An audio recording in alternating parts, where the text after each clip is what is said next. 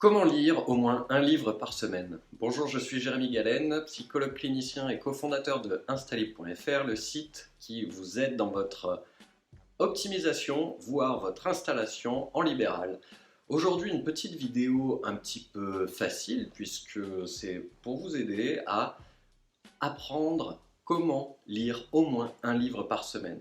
Parce que en tant que professionnel libéral, on a vite tendance à ne pas trop travailler ou quoi.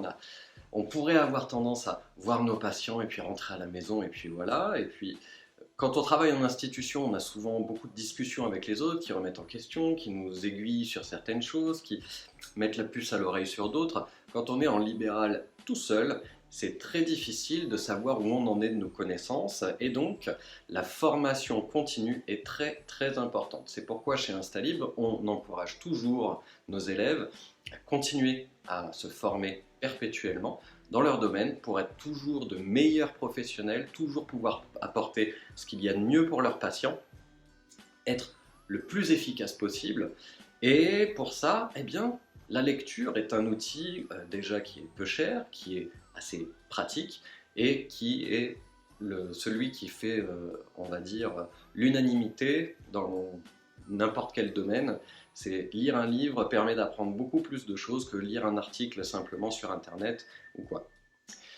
Alors, déjà, la première chose, c'est que la plupart du temps, si les professionnels ne lisent pas, c'est tout simplement parce qu'ils se disent qu'ils n'ont pas le temps, qu'ils lisent trop doucement, qu'ils ne retiennent pas ou quoi, mais ça, c'est parce qu'il manque de méthode. Si on ne retient pas, et ça je le sais parce que j'étais moi-même personnellement comme ça, c'est que il y a une lecture un petit peu passive et pas une lecture active dans la recherche de compréhension d'une idée globale.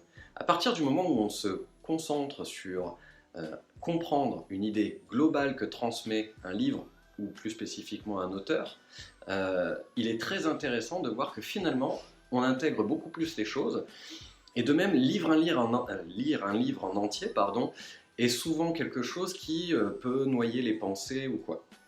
Donc tout ce que je vais dire ici ne fonctionne pas pour les romans, je l'ai marqué ici justement, pour les romans, les ouvrages trop volumineux. Cette méthode fonctionne pour les ouvrages qui traitent de concepts, pensées et théories. Alors, par exemple, je vais prendre un exemple au hasard, mais mon livre Réussir son activité libérale, la première chose à faire quand vous commencez à lire, si vous voulez lire rapidement, c'est de déjà lire l'introduction et la conclusion. L'introduction et la conclusion d'un livre, surtout d'un manuel, surtout d'un livre de théorie, va par ses introductions apporter des questions et par sa conclusion apporter des réponses. Après, le reste du livre, c'est comment est-ce qu'on arrive de ce point A à ce point B, de ce cheminement, c'est le cheminement, mais fondamentalement, l'idée du livre, vous pouvez l'avoir avec l'introduction, la conclusion. L'introduction, c'est les questions que se pose la personne, l'auteur. La conclusion, c'est à quoi est-ce qu'il en est arrivé comme conclusion justement, quelles sont les idées qu'il a retenues, et à partir de ce moment-là, vous allez avoir des questions qui vont vous venir à vous, vos questions personnelles, non pas celles de l'introduction, mais vos questions à vous. À partir de là, vous avez une idée concrète de ce que l'auteur cherche à transmettre, mais vous allez sûrement ressentir comme des manques dans votre propre pensée. Et c'est là que ça devient intéressant. Nouvelle étape, vous ouvrez la table des matières. Et dans la table des matières, vous allez réussir à voir en fait ce que vous avez intuitivement compris, ou en tout cas qui ne demande pas d'aller chercher trop d'explicite ou trop de contenu par rapport à ça. Mais vous allez voir aussi les chapitres où il y a les points qui vous intéressent, qui vous ont posé question, que vous voulez approfondir. Et ça, vous allez pouvoir directement aller sur ces chapitres.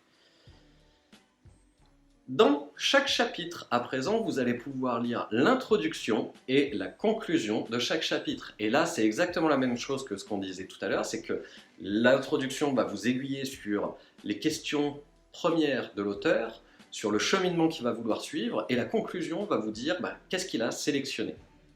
Et à partir de là, si véritablement vous avez encore d'autres questions là-dessus, vous pouvez survoler les paragraphes ou ce qui constitue les chapitres, et vous aurez enfin la réponse précise à la question que vous vous êtes posée. Vous voyez que c'est une lecture beaucoup plus active, qui est beaucoup plus rapide et qui va donner beaucoup plus de sens à ce que vous êtes allé chercher dans cet ouvrage. Passez les chapitres au fil de vos besoins et questionnements et vous verrez qu'au final vous aurez lu entre 30 et 40% du livre en ayant récolté plus de 80% des informations importantes et nécessaires à votre apprentissage. Et faire ça, ça va vous faire gagner un temps fou parce que même si vous êtes un lecteur lent, comme je le suis, vous allez pouvoir puiser les informations importantes rapidement sans avoir à lire tout le développé, tout le questionnement de l'auteur.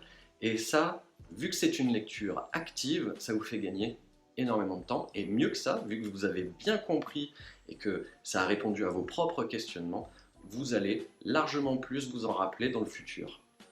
Voilà, c'est tout pour aujourd'hui. Si tous ces éléments vous intéressent, vous pouvez toujours regarder d'autres vidéos ou vous rendre sur instalib.fr. Le lien est en description de cette vidéo. Donc rendez-vous sur instalib.fr, sur le blog, pour avoir accès à d'autres articles, d'autres vidéos comme celle-ci, et avoir aussi accès à 4 vidéos gratuites et qui ne sont que dispensées par mail. Tout ça en cliquant sur le lien sous la vidéo. A très bientôt, au revoir.